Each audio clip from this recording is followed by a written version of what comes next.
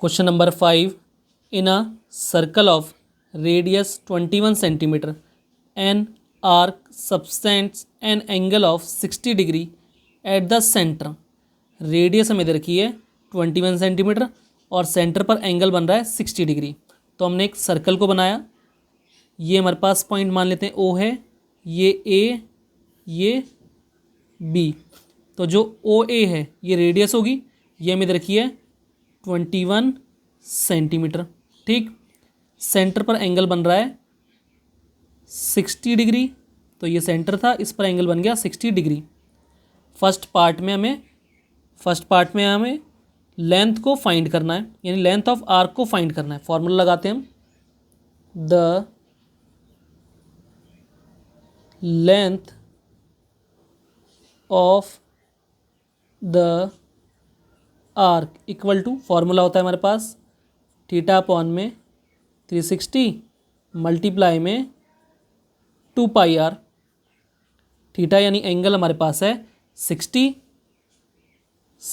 Upon में 360 multiply 2 पाई की जगह वैल्यू हमें यहाँ से रखनी है 22/7। आर यानी रेडियस हमारे पास है 21 सेंटीमीटर।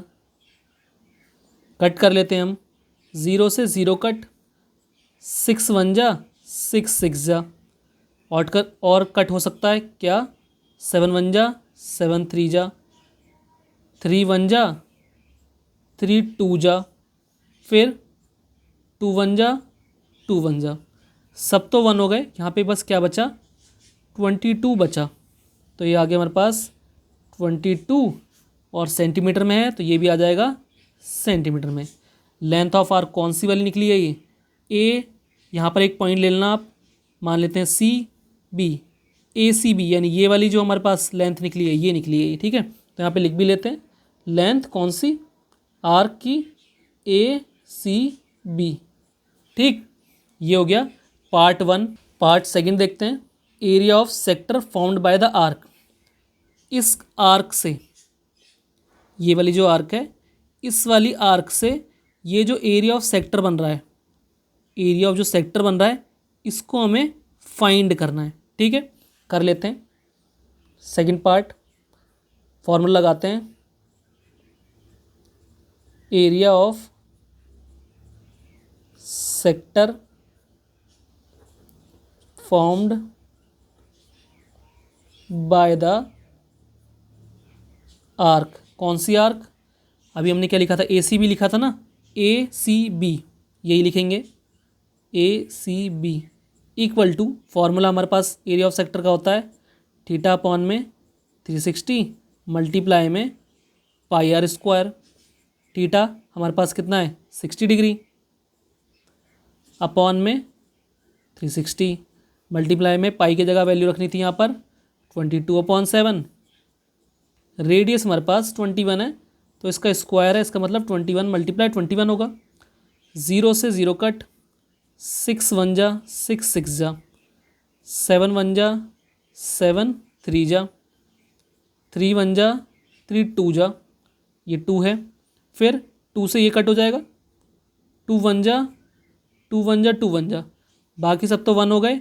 ये 11 है और ये 21 है, इनकी हमें करनी है मल्टीप्लाई। इनकी मल्टीप्लाई देखो कैसे होगी, 11 से अगर किसी भी नंबर की मल्टीप्लाई करते हैं तो मैं शॉर्ट ट्रिक बताता हूँ आपको। ये लास्ट का 1 है, 1 लिख लेना, ये 2 है, आगे 2 लिख दो, इन दोनों को ऐड कर दो, यानी कितना हो जाएगा 2 और 1 3 हो जाएगा। ये होगा, ये हो गई हमारी 11 से मल्टीप्लाई।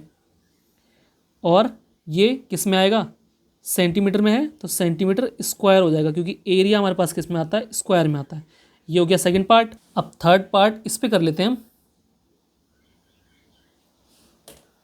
किसको सॉल्व कर रहे हैं हम, ये थर्ड पार्ट को।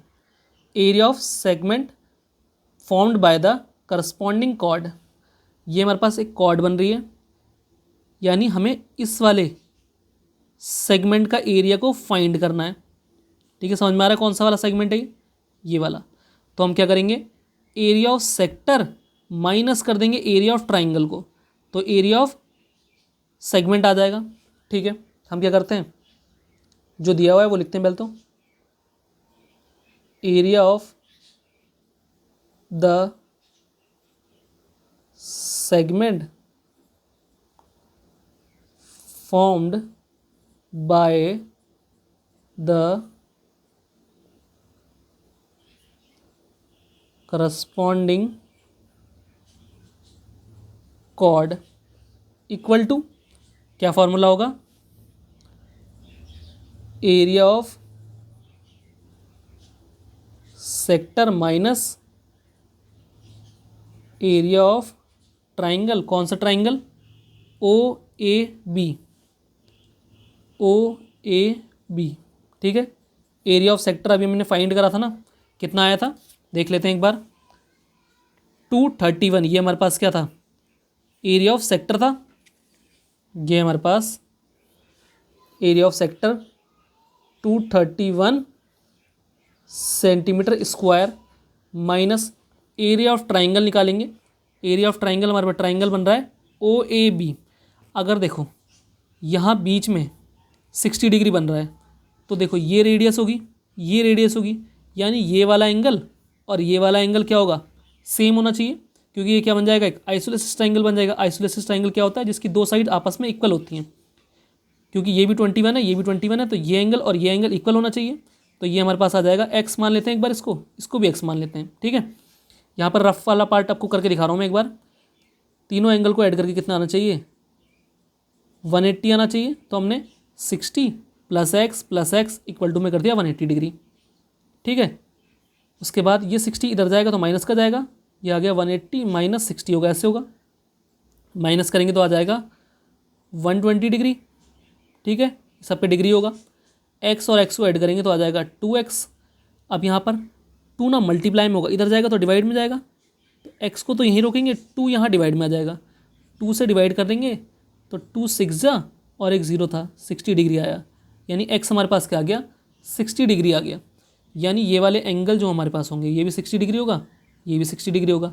इसका मतलब ये क्या बन गया, एक इक्विलेटरल ट्राइंगल बन गया। और आप ध्यान भी रखना, अगर बीच में यहाँ 60 डिग्री बनता है, सेंटर पर अगर 60 डिग्री बने तो ये क्या बन जाएगा, एक इक्विलेटरल ट्राइंगल बन जाएगा। ये रफ वाला पार्ट था, ये आपको करके नहीं दिखाना है, ठीक। तो ये इक्विलेटरल ट्राइंगल बन जाएगा। इसके इक्विलेटरल ट्राइंगल को का एरिया फाइंड करने के लिए हमारे पास अलग फार्मूला होता है, क्या होता है, √3/4 और ए स्क्वायर। ए हमारे पास क्या है, यहाँ पर साइड है, ठीक। तो ये तो ऐसे रहेंगे 231 सेंटीमीटर स्क्वायर, √3 भी ऐसे रखा हमने, 4 भी ऐसे रखा। साइड हमारे पास ट्राइंगल की साइड कितनी है, 21 है, तो हम यहाँ लिख देंगे 21 और स्क्वायर है, यानी 21 × 21 होगा। उसके बाद √3 की वैल्यू हमें पता नहीं है, क्वेश्चन में गिवन नहीं है, तो हम नहीं रखेंगे। और ये भी किस में रहेगा, सेंटीमीटर स्क्वायर में ही रहेगा। अब उसके बाद ये 21 और 21 की मल्टीप्लाई कर लेते हैं, कितना आ जाएगा, 441 आ जाता है। √3 ऐसे रहा, 4 को भी ऐसे रखते हैं। ये सेंटीमीटर स्क्वायर यहाँ पर भी था, बस क्या करना, ये सेंटीमीटर स्क्वायर यहाँ पर भी है, यहाँ पर भी है, कॉमन निकाल लो, क्योंकि ये माइनस तो हो नहीं पाएंगे, क्योंकि यहाँ √3 नंबर है ना। तो हम क्या करते हैं, 231 माइनस कर देते हैं 441 √3/4 और सेंटीमीटर को बस कॉमन निकाल ले रहे हैं। ये आ गया सेंटीमीटर स्क्वायर, सेंटीमीटर स्क्वायर को हमने कॉमन निकाला, ठीक। बाकी सब कुछ हमने वैसे ही रख दिया। ये हो गया थर्ड पार्ट का भी आंसर। अगर आपको ये वीडियो हेल्पफुल लगी हो तो चैनल को लाइक, शेयर और सब्सक्राइब करना मत भूलना।